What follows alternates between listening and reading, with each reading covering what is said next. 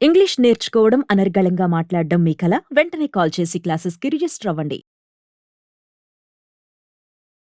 నమస్తే రమగారు. నమస్తే జీ. ఏదైనా చందమామ కథ చెప్తారా? చిలక జోస్యం కథ చెప్తాం. ఉమ్. మామూలుగా మనం చిలక జోస్యాలు చెప్పించుకుంటూ ఉంటాం కదా, చాలా మంది చెప్పించుకుంటారు. అదే. నేను ఎప్పుడు చేయలేదు జయ, చెప్పించుకోలేదా మీరు ఇప్పుడు? నేను ఎప్పుడు చేయలేదు. ఏమిటో నాకు ఆ చిలకని చూస్తే జాలిగా ఉంటుంది. పాపం పిచ్చిమోహన్ వీడికి దొరికిపోయిందే అలా అనిపిస్తుంది. అది ఇట్లా ఇలా నడుచుకుంటూ వచ్చి దీనంగా అట్ట కదిపి మళ్ళీ బిక్కమొహం వేసుకొని లోపలికి లోపలికి వెళ్తుంది. మన మా ఇంటి దగ్గర చెక్కకి కూడా హోల్స్ కొట్టి అందులో గూళ్ళు పెట్టుకునే చిలకల్ని చూసేదాన్ని నేను. ఎట్లా అసలు రివ్వమంటాయి జయ అవి. అసలు అది అది మన పక్క నుంచి అసలు కళ్ళు మూసి తెరిచే లోపల పరిగెత్తేస్తుంది చిలక. అంత స్పీడ్గా ఉంటుంది. అవునా? అంత చురుగ్గా ఉండాల్సింది. అలా పాపం. దీనంగా ఉంటే నాకు నచ్చదు. ఉసూరుమంటూ ఉసూరుమంటూ ఉంటుంది. అవును. దాని ఉసూరుమియా జ్యోతిష్యం లేకపోతే ఏం పోయింది. నాకు ఇష్టం ఉండదు. అదే. అందుకని ఎప్పుడు నేను చెప్పించుకోవాలి. కానీ నేను కొంతమందిని చూస్తా, మా ఇంట్లో కూడా కొంతమంది పిల్లలకి వాళ్ళకి గొప్ప సరదా. ఆ, వాళ్ళు ఏదో ఇంటర్ప్రిట్ చేస్తారు. అవునవును. చిలక జోస్యంలో చిలక చెప్పే జోస్యం ఏమిది, ఓ 10 కార్డులు ఉంటాయి వాళ్ళ దగ్గర. ఆ కార్డు పట్టుకొస్తాడు, తీస్తుంది అది. ఆ కార్డు మీద ఉన్నది రాముడు, కృష్ణుడు, వెంకటేశ్వర స్వామి, శివుడు, ఫిక్స్డ్గా 10 మంది దేవుళ్ళ ఫోటోలు ఉంటాయి. కొన్ని చోట్ల జేజు కూడా ఉంటుంది.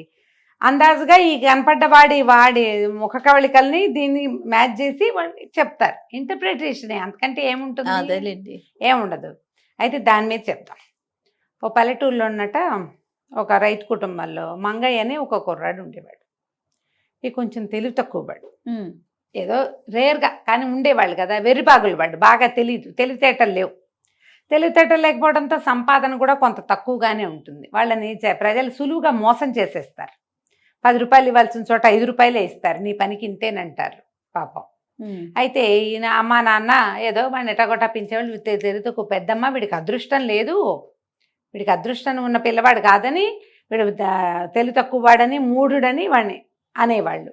అలాగే వింటూ పెద్ద అయ్యాడు. కొన్నాళ్ళకి కాస్త పెద్దవాడయ్యాక ఊళ్ళో పెళ్లి సంబంధాలు వస్తూ ఉంటే ఎవరో గత లేని వాళ్ళు ఎవరో వెరిబాగల వాడైతే కుర్రాడు చూపులకు బాగున్నాడని పెళ్లి చేసేసారు. ఓ పెళ్లి సంబంధం వచ్చింది, పెళ్ళి అయిపోయింది. ఆ భార్య తెలివి కలది. అతని సేపు మొగుడిని తిట్టేది, నీ మొద్దుతనంతో వస్తున్నాడు నేను అనేది. ఎప్పుడు ఏదో ఒకటి అనేది. నువ్వు పక్కన ఉంటే ఏది కలిసి రాదు, నువ్వు ఒక దురదృష్టవంతుడివి, అందుకే ఇట్లా అవుతుంది, అదృష్టం లేదు నీకు. ఓసారి చెడమడ పొట్టాడుకున్నారు వాళ్ళిద్దరు.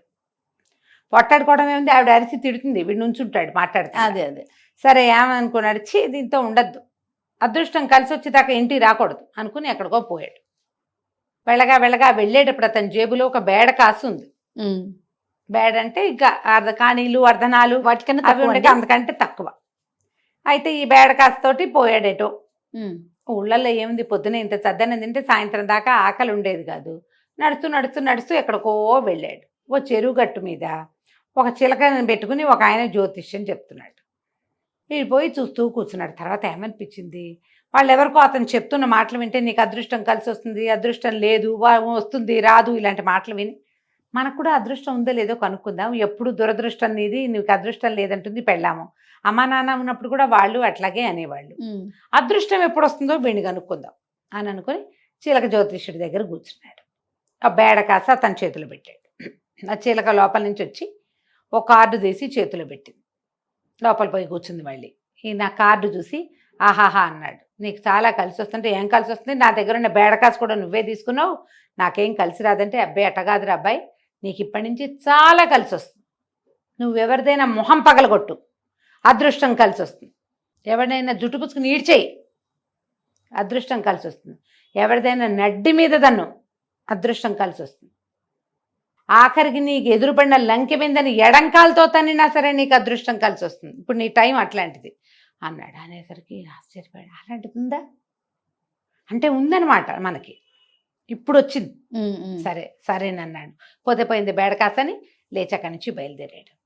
వెళ్తూ ఉంటే ఒక ఆ చెరువు గట్టు మీద ఇంకా కాస్త ముందుకు వెళ్ళేసరికి ఓ పెద్ద ఆయన ఓ కుర్రాడు పక్కనే కూర్చొని కనపడ్డారు. ఆయన ఏదో మూలుగుతున్నాడు. ఆ పెద్ద ఆయన చెంపకి ఇట్లా చేయి పెట్టుకుని అమ్మో అమ్మో అమ్మో అంటున్నాడు.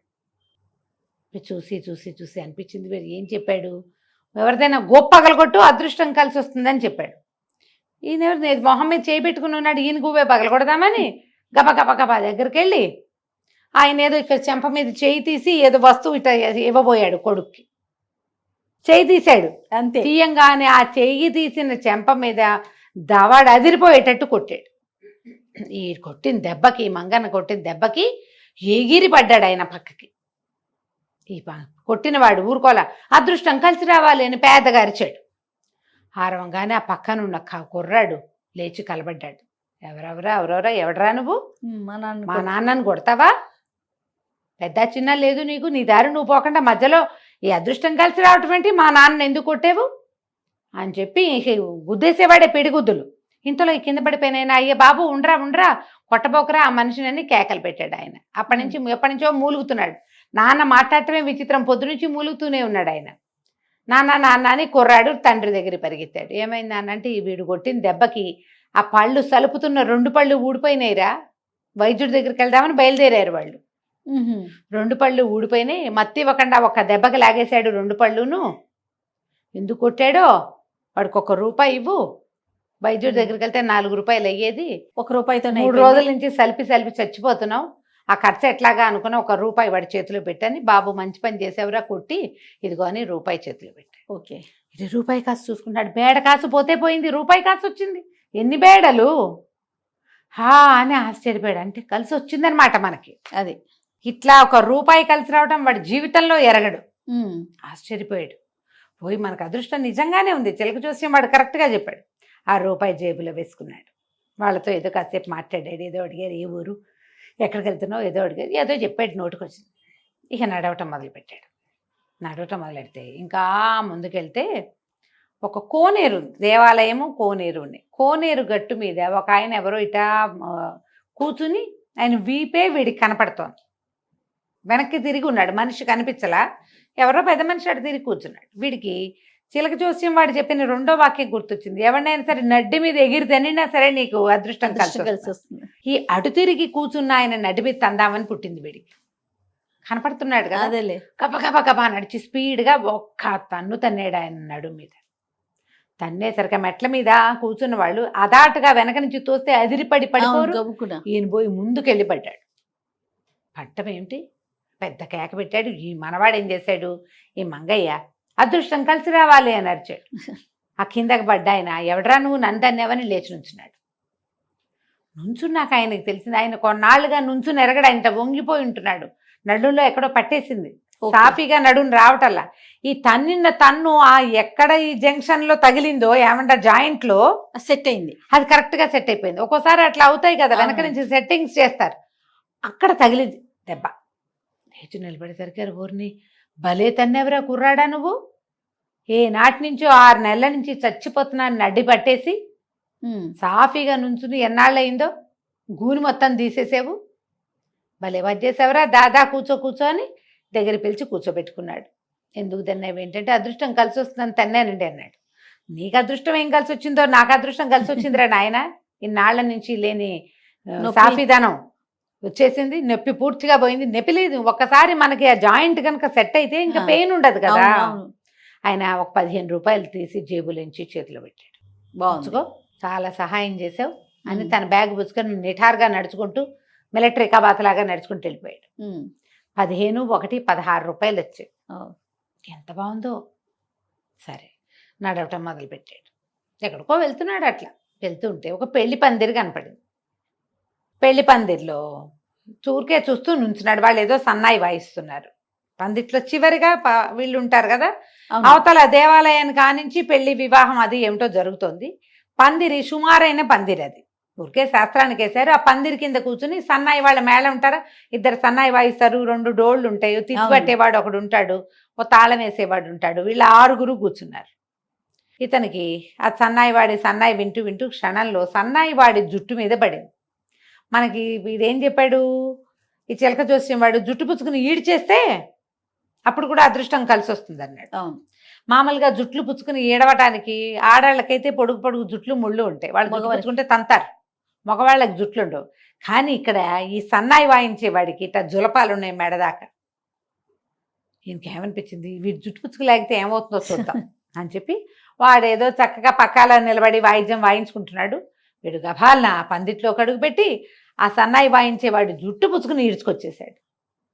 ఒకసారి అదాటన ఎవరన్నా జుట్టు పుచ్చుకుంటే అదిరిపోరు. వాళ్ళందరూ అందరు లేచారా ఎవడ్రా ఎవడ్రా నువ్వు ఏమిట్రా అని ఈ జుట్టు పుచ్చుకుని ఈడుస్తున్న వాడి వెనకాలే ఈ మొత్తం సమస్తమైన పక్క వైద్యం జనాభా ఉన్నారు, అందరూ లేచి బయటకు వచ్చేసారు. ఓహో. వీళ్ళంతా లేచి రావటంతో ఆ పందిరి కాస్త ఫెళఫెళ విరిగి పడిపోయింది. పందిరి విరిగి పడేలాగా ఉంది. ఓ లాగేసరికి వీళ్ళు యువతలకి లాగేశారు. వీళ్ళంతా కదిలేసరికి ఈ ఊడిపోయి కబక్కాన్ని లేచి వస్తున్న వాడు ఎవడి కాలో తగిలి ఆ పందిరి ఆటకి మొత్తం ఊడి కింద పడింది. మనం అదాటని లేస్తున్నప్పుడు దేని తంతున్నామో చూడం మనం. అవును. అది ఆల్రెడీ కొంచెం ఒరిగుంది, వీడి దెబ్బకి మొత్తం పడిపోయింది. పడంగానే ఆశ్చర్యపోయారు జనం అంతా, పెళ్లి జనం పరిగెత్తుకొచ్చారు. అయ్యో అయ్యో ఇంకా కాసేపు ఉంటే వీళ్ళు నెత్తి మీద పడేది కాదు. అవును. నెత్తి మీద అదాటన పడితే ప్రాణం కూడా పోవచ్చు. అవును. అమ్మా వీడెవడో భగవంతుడి రూపంలో వచ్చాడుగా, వీడి లాగిన వాడు ఊరుకోకుండా అదృష్టం కలిసి రావాలి అని అరిచాడు.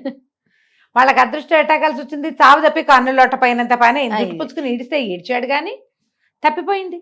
పెళ్లి వాళ్ళంతా చాలా మెచ్చుకున్నారు. శివుడు వచ్చాడు రా ఇవాళ మిమ్మల్ని కాపాడడానికి, సరేలే అటు ఎండవైపు కూర్చుని సన్నాయి వేయించండి, ఈ అబ్బాయిని లోపల తీసుకెళ్తామని, రా బాబు భోజనం చేద్దు కానీ పందిట్లోకి లోపలికి పెళ్లి జరుగుతున్న మండపం వైపుకి తీసుకుపోయారు.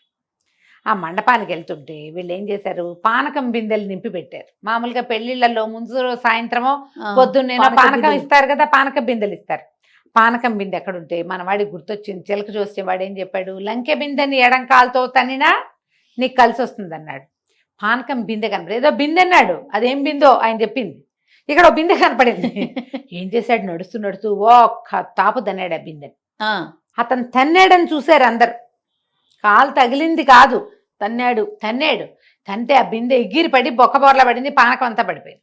అందరూ కేకలు పెట్టారు, అవురవురా ఎంత పవిత్రమైంది పానకం బిందె అంటే, ఎవడ్రా వీడు ఇంత పని చేశాడు, పట్టి కొట్టండి వీడిని, 2 లెంపకాయలు పీకండి అని అందరూ అరిచి కేకలు పెట్టారు. పెళ్లి పెద్దలంతా అందరూ వాడి మీద జుట్టు పుచ్చుకుని లంఘించారు వాడి మీదకి. ఈ లోపల ఏమైంది, ఆ పడిపోయిన బిందెని ఎత్తింది ఒక ఆడ మనిషి. అమ్మ బాబో ఈయన కేక పెట్టింది. ఏముంది, పానకం బిందె బోర్లా పడిందా, పానకం అంతా పోయి అందులోంచి ఒక ఇంత పాము చచ్చిపోయింది, బయటకు వచ్చింది. ఓ చూసేసరికల్లా ఇంకేంది, ఆ పాము ఎప్పుడో బిందెలో చేరింది. వీళ్ళు పానకం పోసేసరికి చచ్చి ఊరుకుంది. పాము చచ్చిన నీళ్లలో ఆ పానకం తాగితే ఇంకేముంది. పెళ్లి వాళ్ళంతా ఆశ్చర్యపోయారు, అయ్యే బాబోయ్ వీడు సన్నాయి వాడిని బయటికి లాగి పందిరి మీద నుంచి కింద నుంచి వాళ్ళని రక్షించాడు, లేకపోతే స్పందితో ఉన్న వాళ్ళంతా ఈ పానకం పుచ్చుకునేవాళ్ళు, డమాల్ అందరం పోయేవాళ్ళం. అమ్మ వీడు శివుడే రక్షించడానికి వచ్చాడని వాడిని చక్కగా భోజనం చేయించి, ఆ పెళ్లి వాళ్ళు ఈ పెళ్లి వాళ్ళు కూడా చెరో 2 బంగారపు కాసులు చేతిలో పెట్టి, బట్టలు పెట్టి, మీ ఆవిడకి బట్టలని ఆ చీరలు ఇచ్చి, అక్కడి నుంచి ఇన్ని పప్పలు పెళ్లికి బోళ్ళని చేస్తారుగా, స్వీట్లు గీట్లు అవన్నీ ఇచ్చి మేనా ఎక్కించి ఇంటికి పంపించారు. ఇంకేముంది, మేనాయకి ఇంటికి వెళ్ళాడు, కొత్త బట్టలు కట్టుకుని మేనాలోంచి పెళ్లి కొడుకులాగా దిగుతున్న మంగయ్యని చూసి ఆశ్చర్యపోయింది పెళ్ళాం. ఏమిటయ్యా ఈ అలంకారం ఏమిటి, ఇదేమిటి, ఈ హడావిడేమిటి, ఈ స్వీట్లు ఏమిటంటే, మేనా వాళ్ళు లోపల ఉన్న స్వీట్లన్నీ దించి వెళ్ళొస్తాను నాయన అని వీడికి చెప్పి వెళ్ళిపోయారు. అని అన్నాడు. ఏం జరిగిందో పొద్దునుంచి చెప్పాడు. చెప్పి నాకు అదృష్టం కలిసి వచ్చింది అన్నాడు. అనేసరికి ఈవిడ అనుకుంది, వీడికి కలిసి వచ్చింది కానీ వీడికి తెలివితేటలు పెరగలా, వీడికి పెరిగింది తెలివి కాదు, అదృష్టం మాత్రం. అదృష్టమే. వాళ్ళు ఏం చేశారు, బంగారు కాసులు ఇచ్చారు.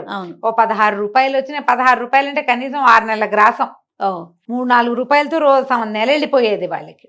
ఆ డబ్బులు, వస్తువులు, బట్టలు, వాళ్ళు ఇచ్చిన సామాన్లు, పపాలన్నీ సరి చేసుకుని అయ్యిందేదో అయ్యింది, ఇంక ఇంటి పట్టును ఉండు అని చెప్పింది. చెప్తే వీడికి రోజు తన అదృష్టం పరీక్షించుకోవాలని కోరిక, తృప్తి లేదు.